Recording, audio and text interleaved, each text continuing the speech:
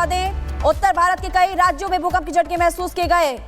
आपको जानकारी दे दें कि नेपाल में भूकंप के झटके महसूस किए गए। सुबह 2:36 पर भूकंप रिक्टर स्केल पर भूकंप की तीव्रता मापी गई है। इसके अलावा भारत की बात करें तो यहाँ पर भी कई राज्य जो सीमावर्ती राज्य है वहां पर भूकंप के झटके महसूस किए गए। भारत नेपाल में भूकंप के झटके महसूस किए गए हैं और भूकंप की वजह से 4 देशों में हड़कंप, बिहार, पश्चिम बंगाल, सिक्किम में भूकंप के झटके ये आपको बता रहे भारत की बात। लेकिन नेपाल में भी और तिब्बत में भी, भारत के बिहार, पश्चिम बंगाल में भी भूकंप के तेज झटके महसूस किए गए हैं। और पाकिस्तान की भी खबर मिल रही है कि वहां पर भी भूकंप के झटके महसूस किए गए। तिब्बत, पाकिस्तान में भी भूकंप के झटके। और इधर भारत की बात करें, कुछ ऐसे राज्य जहां पर हल्के झटके महसूस किए गए हैं। लेकिन जो भूकंप नेपाल में आया, पाकिस्तान में आया, वहां पर भूकंप की तीव्रता 5.5 बताई जा रही है।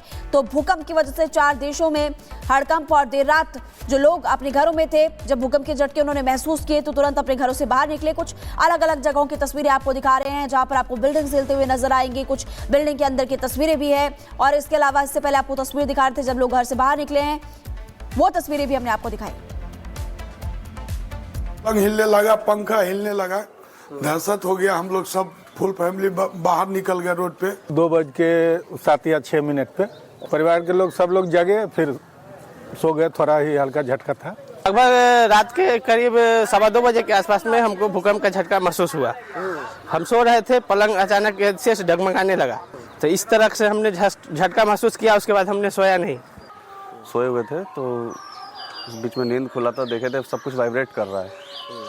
पंखा उनका हिल रहा था, बेड वाइब्रेट कर रहा था, खिड़की पे भी वाइब्रेशन थे। हमारे अंदाज से 2:33 या 34 पर भूकंप का झटका आया।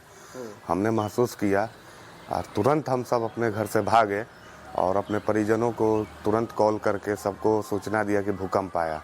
में सोए हुए थे, जब मेरे पापा मम्मी को पता चला तब मुझे उठाने के लिए आए और तब मैं बाहर आया, तब मुझे पता चला था कि रात में भूकंप 2:38 में महसूस किया गया है। और हम लोग को सोए हुए थे तो एकाएक बेड घसकने लगा, तो हम लोग को लगा जो भूकंप है, तो हम लोग बहुत डर गए। उसके बाद नीचे उतर गए, बाहर निकले, देखते हैं सो भूकंप है आया है और धरती पूरा हिल गया है। उठ गया, बाहर आ गया हम। तो वहाँ टाइम ऐसा होगा 2:30 से 35 ऐसा ही होगा।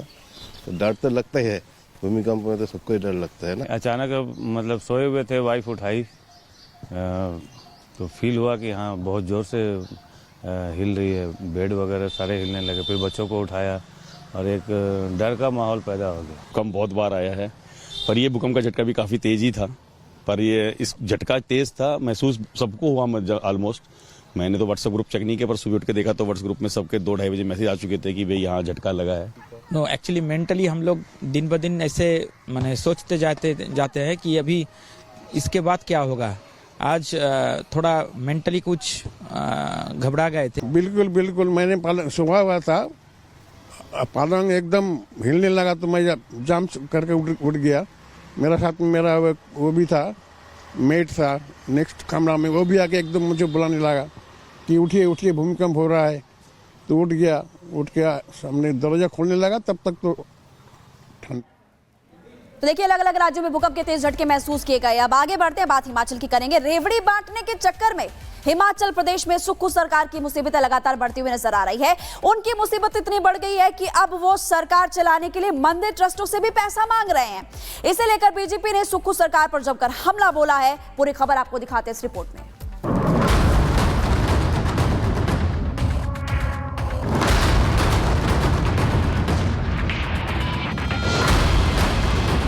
देश में सरकार किसी चीज के लिए दान करती है, ये तो आपने बहुत सुना होगा।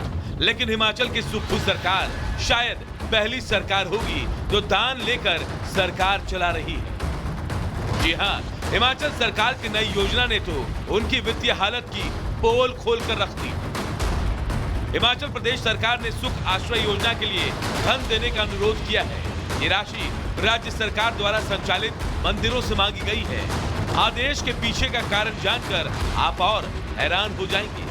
कहा जा रहा है कि मंदिर के धन को अब अन्य उद्देश्यों के लिए इस्तेमाल किया जा रहा है। कला, भाषा और संस्कृति विभाग ने यह निर्देश जारी किया है। इस आदेश के सामने आते ही बीजेपी ने सुक्खू सरकार को आड़े हाथों लिया।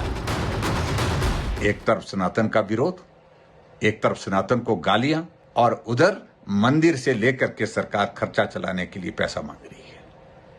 दुर्भाग्यपूर्ण है और मुझे लगता है कि इस फैसले का विरोध होना चाहिए और हम तो विरोध करेंगे ही करेंगे। मुझे लगता है कि मंदिर और ट्रस्ट में जो लोग हैं, जो कमेटियां हैं, उनको भी विरोध करना चाहिए और सभी जनता को विरोध करना चाहिए। ये पहला मौका नहीं है जब सुक्खू सरकार सवालों के घेरे में आई। इससे पहले भी कई चीजों पर टैक्स लगाने को लेकर हिमाचल की कांग्रेस सरकार बीजेपी के निशाने पर आ चुकी है और एक बार फिर सुक्खू सरकार ने साबित कर दिया है कि रेवड़ी बांटोगे तो सरकार भगवान भरोसे ही चलानी पड़ेगी। Bureau report, Republic Bharat. और चलिए बढ़ेंगे आगे। अब बात करेंगे हिंदी भाषा को लेकर के जो सियासत हो रही है वो लगातार थमने का नाम नहीं ले रही है। तमिलनाडु में आज एक बार फिर से देखिए हिंदी हार्टलैंड को लेकर के सियासी संग्राम छिड़ गया है। क्या कुछ है पूरा मामला, देखिए इस रिपोर्ट।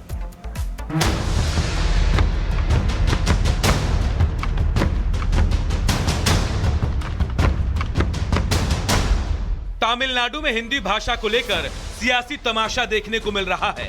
हिंदी को लेकर तमिलनाडु सरकार और केंद्र सरकार आमने सामने है और अब भाषा वाली पॉलिटिक्स पर तमिलनाडु के मुख्यमंत्री एम.के. स्टालिन ने कुछ ऐसा कहा जिससे एक बार फिर हिंदी को लेकर सियासी संग्राम छिड़ गया है। CM MK. स्टालिन ने हिंदी हार्टलैंड को लेकर एक पोस्ट किया जिसके बाद हिंदी भाषा को लेकर सियासी आग भड़क उठी। स्टालिन ने अपने पोस्ट में लिखा कि क्या आपने कभी सोचा है कि हिंदी ने कितनी भारतीय भाषाओं को निगल लिया?